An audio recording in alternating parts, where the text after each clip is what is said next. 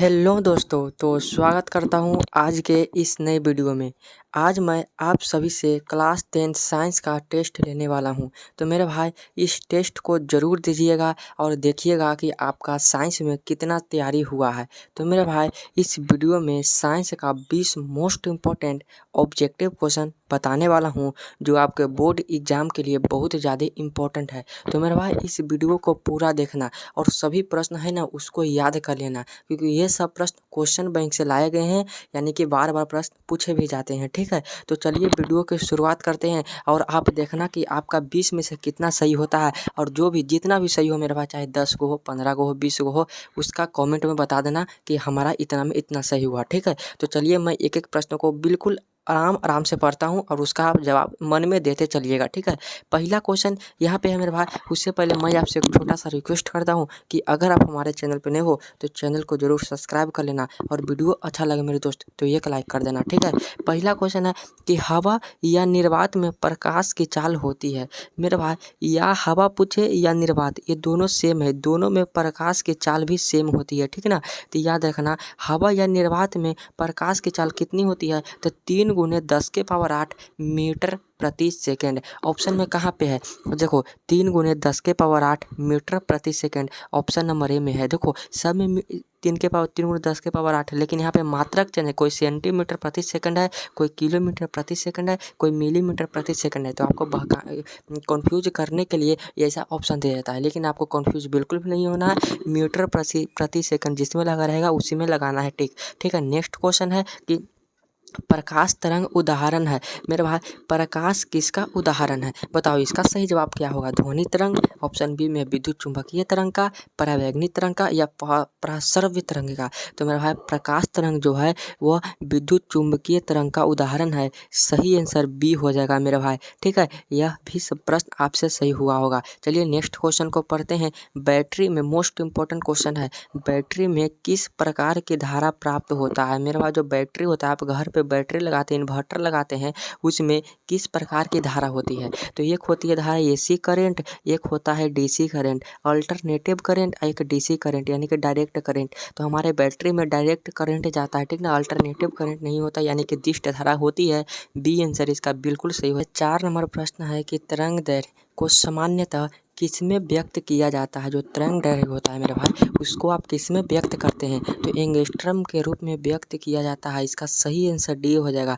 और board exam में यह भी पूछा जाता है कि एक एंगस्ट्रम बराबर होता है कितने के बराबर होता है, तो 10⁻⁻10 मीटर के बराबर होता है, याद कर लेना। ठीक है, नेक्स्ट क्वेश्चन है दृश्य प्रकाश में किस रंग वर्ण का तरंग दैर्घ्य अधिकतम होता है। सबसे ज़्यादा तरंग दैर्घ्य किसका होता है और सबसे कम तरंग दैर्घ्य किसका होता है।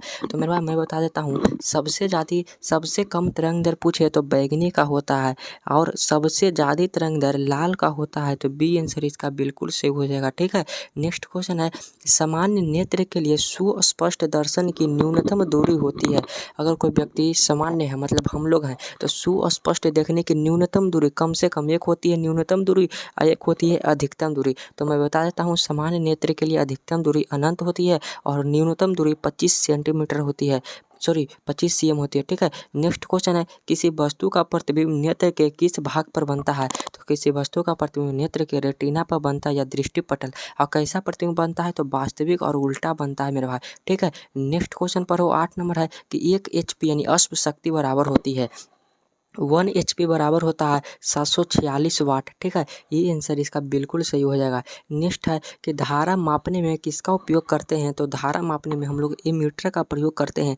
एमपी धारा का ऐसा मात्रक क्या होता है, एम्पियर। ठीक है, विद्युत धारा का ऐसा मात्रक एम्पियर होता है, लेकिन उसको मापते हैं एमीटर में। ठीक है, अगला क्वेश्चन है डायनेमो से किस प्रकार की धारा प्राप्त होती है। तो बैटरी से डायरेक्ट करंट मिलती है, तो डायनेमो से भी डायरेक्ट करंट मिलता है, यानी कि दिष्ट धारा प्राप्त होती है। ठीक है, नेक्स्ट क्वेश्चन है कि चुंबक क्षेत्र का चुंबकीय क्षेत्र तीव्रता का ऐसा मात्रा क्या होता है। तो इसका ऐसा मात्रा का टेस्ला होता है। अगर टेस्ला न दिया है तो न्यूटन प्रति एम्पियर मीटर हो जाएगा। ठीक है, बी आंसर बिल्कुल सही है। नाभिकीय ऊर्जा प्राप्त करने हेतु आवश्यक है, क्या आवश्यक है, तो मेरा भाई हम लोग यूरेनियम की आवश्यकता पड़ती है नाभिकीय ऊर्जा प्राप्त करने के लिए।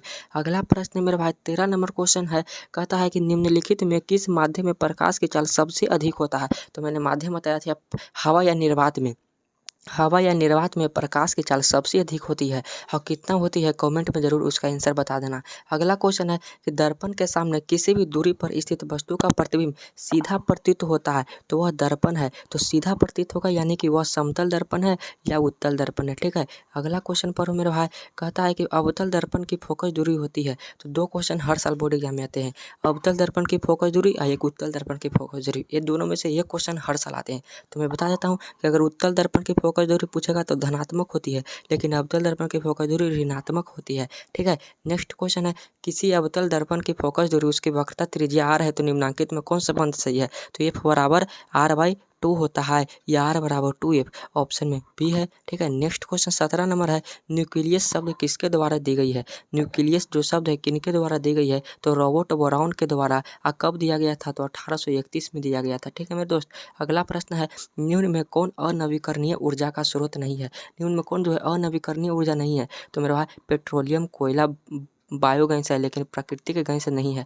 अगला प्रश्न है लास्ट क्वेश्चन है 19 नंबर, स्विच लगाए जाते हैं तो स्विच कहाँ लगाए जाते हैं तो गर्म तार में लगाए जाते हैं। ठीक है, तो आपका 20 में से कितना सही हुआ कमेंट में ज़रूर बताना।